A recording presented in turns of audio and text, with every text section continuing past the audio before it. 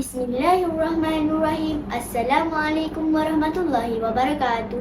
Salam bangsa membaca, bangsa berjaya. Salam Malaysia Madani. Saya Nur Amidah Mia binti Muhammad Hakimi. Saya berumur 11 tahun. Saya bersekolah di SK Sungai Marong, Bentong Pahang.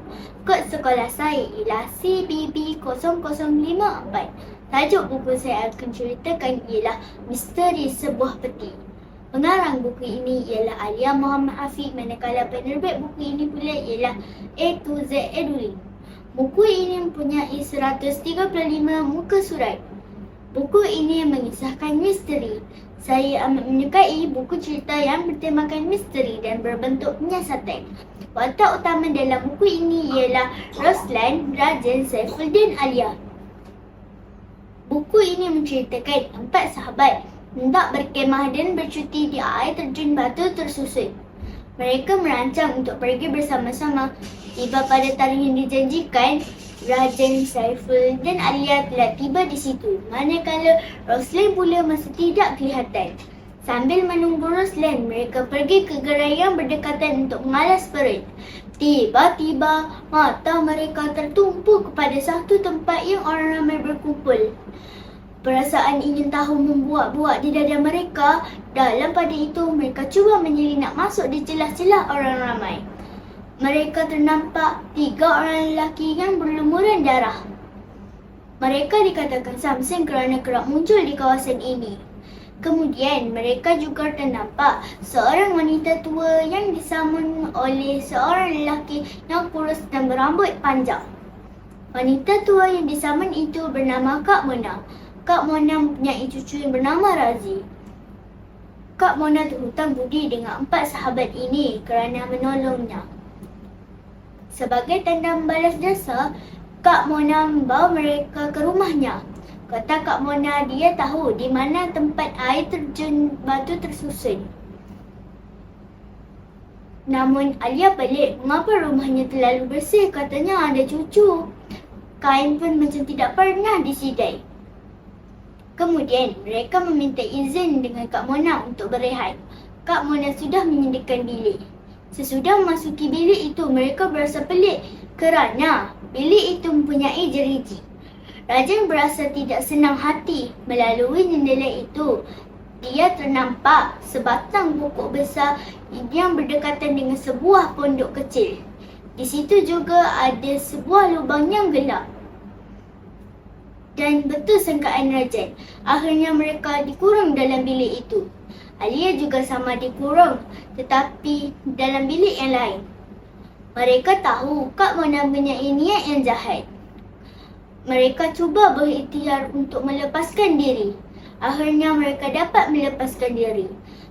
Mereka melarikan diri melalui lubang yang mereka lihat tadi. Malangnya, Alia berjaya ditangkap oleh Kak Mona dan diikat di katil. Sewaktu itu, Alia terkejut melihat rupa Kak Mona yang begitu lain sekali. Sementara itu, Roslan, Rajan dan Saiful terhidur bau yang busuk dari lubang yang mereka lalui. Bau tersebut datangnya daripada sebuah peti. Saiful dengan beraninya membuka peti itu. Alangkah terkejutnya melihat mayat seorang budak lelaki yang kehilangan seluruh organ di badannya. Alia telah diselamatkan oleh Mat dan Bob. Mat dan Bob ialah pembantu Kak Mona. Mat dan Bob telah insaf dan tidak ingin untuk membuat kerja-kerja jahat lagi. Mat dan Bob juga menyelamatkan Roslan, Rajan dan Saiful. Mereka melarikan diri melalui pintu kecemasan yang terdapat di bilik pembadahan. Berkat usaha dan keinginan yang kuat, mereka berjaya melepaskan diri dari tempat itu. Mereka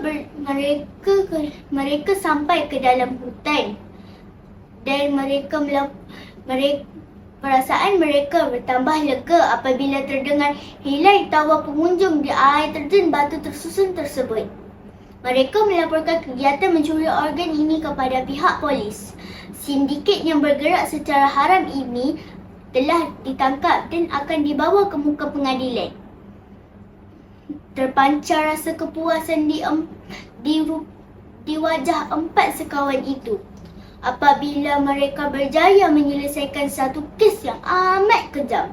Percutian ini rupanya membawa mereka kepada kejayaan menyelesaikan satu kisah misteri.